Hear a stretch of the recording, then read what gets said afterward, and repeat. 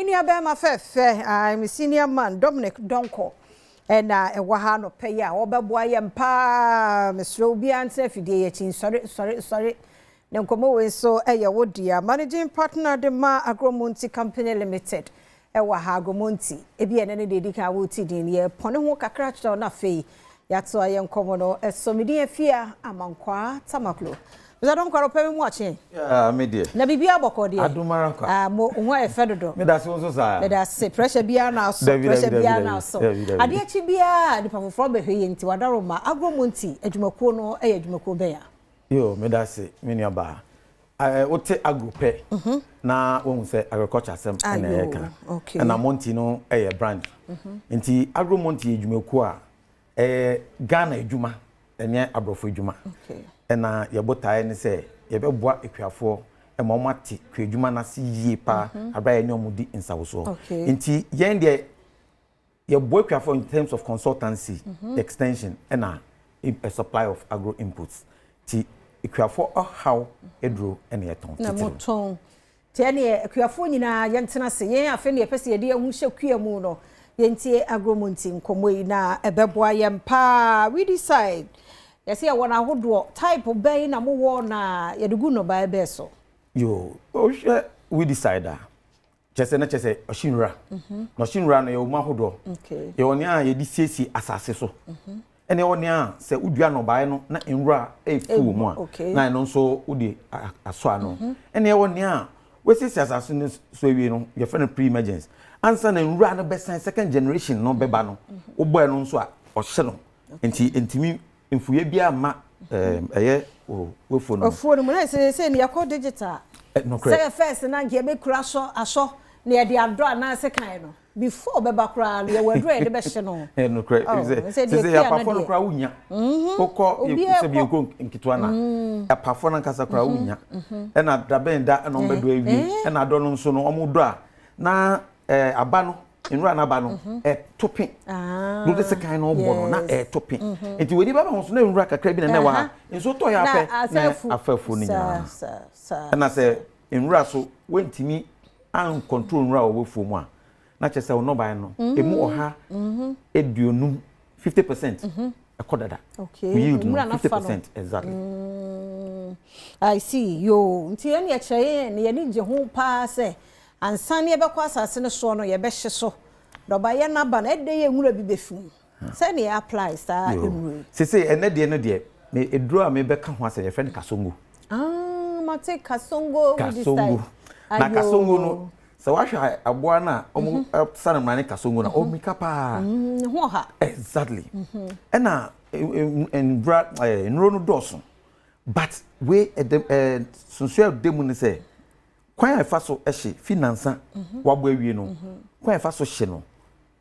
ehye kosa ena eche ansana mfuye no aba na ne ho hare ninti no ena ekwiafo no si wedie no hare se kasongo ti ekwiafo na amadin no yes enti enne no kasongo ho asem ena kasongo no oye total we decide say dem kas ye di siesie asase ana se ebia wo fichire enra bi abaho na wo pese wo yifri ho pavement blocks bo se enra bi efifri mu eno nso odi guzu so a ebe hye ne nyina na mu mfuye na badada no de wo no ba na ba ne de ye mbo kasongo kiza ogbo a ebe san eno no enra bi abeka no bia obehye no yo nti de asase pese o asase flat fini so no wo nua hwe no ena obebo okay nti eno no emfu bie mana o we befu se dia etie ne se odra eche kakra ebesan efu na kuafo how ne se se no boy a nso to ya pe na san efu nti e how kese me kuafo no eno sa how no na yede anu edro aba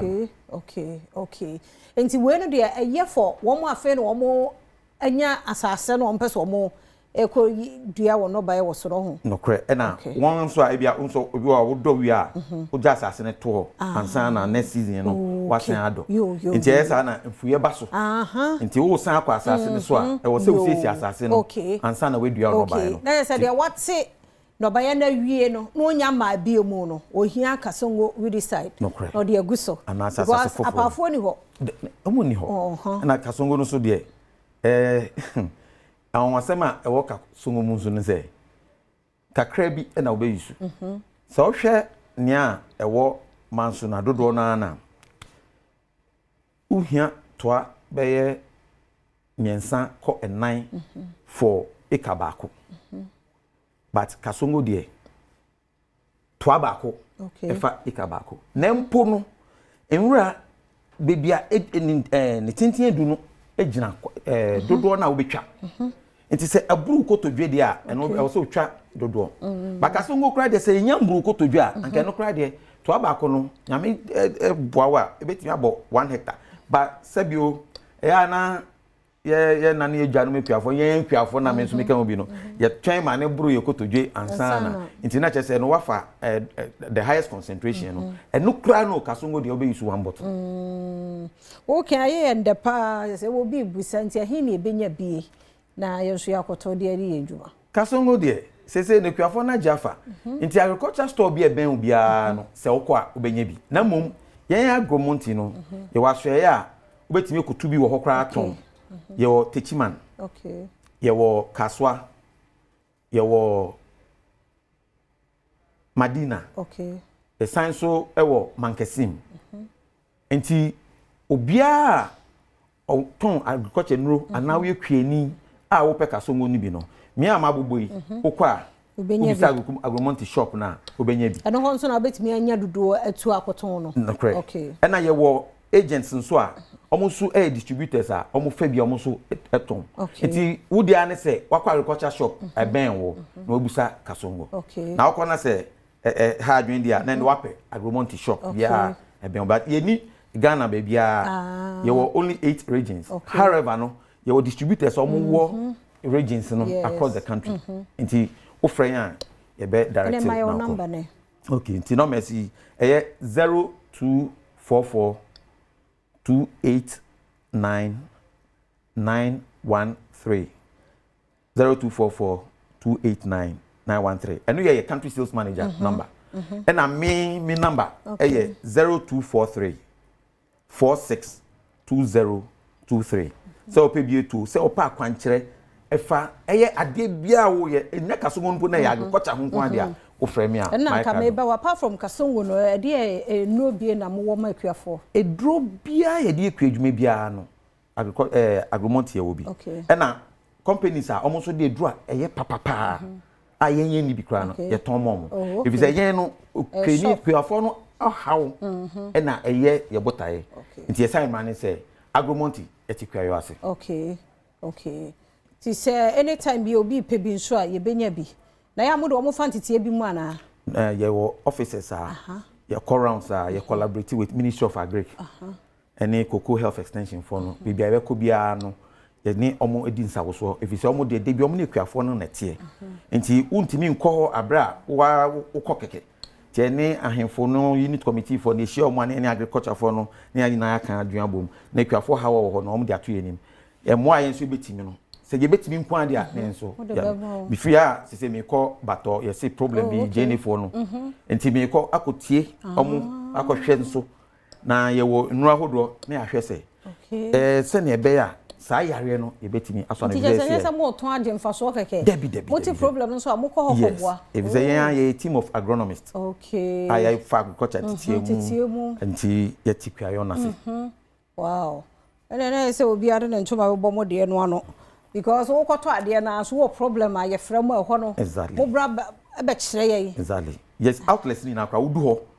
na se ebro nipa na wo ho no so a your standby agronomist ye de obema no friend ape go share videos na say o so timi to na momba okokra na obeba na yamra kasongo no eni sunsu aso bia after asase no ahye so no se ebedua no bai no so any effect bia nyame sha on this question we o say agriculture no dodo na poison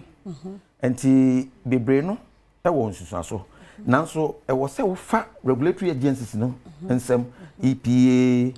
plant protection our Ministry of Agric se unya sa se ufa ni nyina mu na egitu mu a Omo hwe se ebe nya sunsun aso kasongo de no dia awon asema wo mu ne se senia ye fite no ye fry dro no ya no micro encapsulated ye ka micro encapsulated and che say topaye okay it release slowly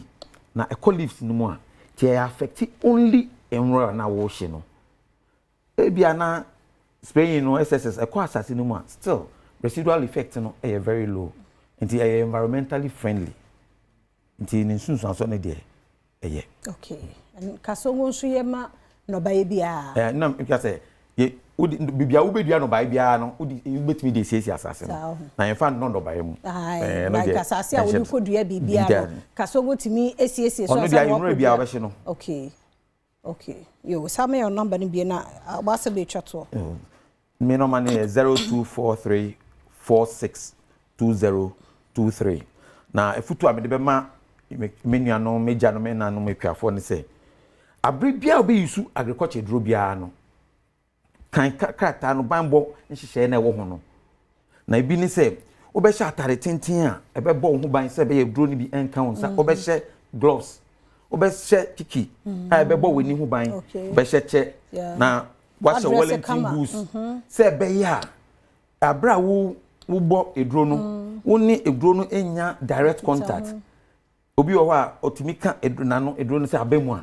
ni nyina no mpacho wa wo ye bibia no mesrew se jai if you say ebi dedo na ye ewudro yes enti se wo ambo ho ban a afi time obenya sika no na wo disika no hwe ho era sira donko na yete no enka no ono na ye managing partner ma Agromonti company limited Mr. Dominic Donko akuafo nyina ye ntie ye afi ne epesi ekomo nso epemu nimde bia na yafre won na wotumi aboaye kosinsi aye krado asemidika etwasumidi afia amankwa tamaklu